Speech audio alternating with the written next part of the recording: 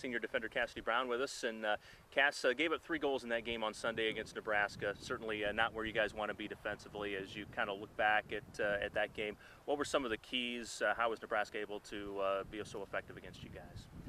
I think a lot of them we even watched the defense watch film again today, and it was kind of just the first one wasn't a good clearance. Second goal was just we weren't awake for the next play, and the third one was kind of just miscommunication. So it's stuff that we know and that we have to work on, and it's obviously too late to say now, but all you can do is just learn from the mistakes that we did, and there are things that we can learn from and move on with. So it looked like on the first goal they had been really sitting back a lot and not applying much pressure. Then all of a sudden it was like they flipped a switch, and all of a sudden heavy pressure.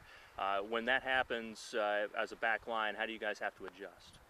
We have to stay composed. I know a lot of the time Janet's just like, stay composed, like you don't have to dive in so quickly, but when they come at us with such high pressure, we have to stay composed and like definitely not have any contested shots like we let them have.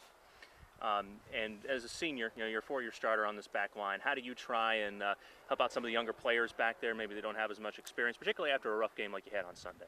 Yeah, I mean, Janet always says too that I'm more of a optimistic than, for example, for the Ohio State goal, she was like, the last 10 minutes you have to be pessimistic. So I think optimism is a good thing that I bring to the back line. It's like, if we give a goal up, like the coaches always say, head, like shoulders back, chin up, and like just go back at it, and we don't have to dwell on the past with the mistakes and just go from there. And just looking ahead here this weekend, always tough to go on the road in the Big Ten. Purdue's a place that it's always tough to win. Indiana, the same thing. As you maybe talk to some of the younger players who haven't really done a conference road trip yet, or well, they did the one to Ohio State, but a 2-game weekend on the road. What are some things that you tell them maybe to focus on to try and come out there with some points this weekend? Getting wins on the road are huge. When we tied Ohio State, like Janet was saying, she's like, we shouldn't be as disappointed as we are. Like getting a tie in the Big Ten on the road is big, but Friday's going to be fun, like as a night game on the road, but Sundays are huge to like get your legs back, make sure you just really dig deep, and it's whoever like really wants it more, especially on the road. As a 4-year starter here, obviously you've developed quite a bit as a player in your 4 years. If you look back to when you were, say, like a Casey Conine in your first year as a starter on that back line, what are some ways you feel like you've really grown as a player and a person here at Illinois?